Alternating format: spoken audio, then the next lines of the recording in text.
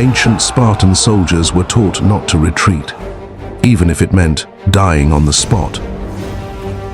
From the age of 7, boys were taken from their families and trained to feel no pain, no fear, no mercy. Running from battle wasn't just shameful, it was worse than death. If a Spartan survived by retreating, he lost his honor, his rights, his entire life. That's why Spartan mothers told their sons, "Come back with your shield or on it." In Sparta, surviving wasn't heroic. Dying was.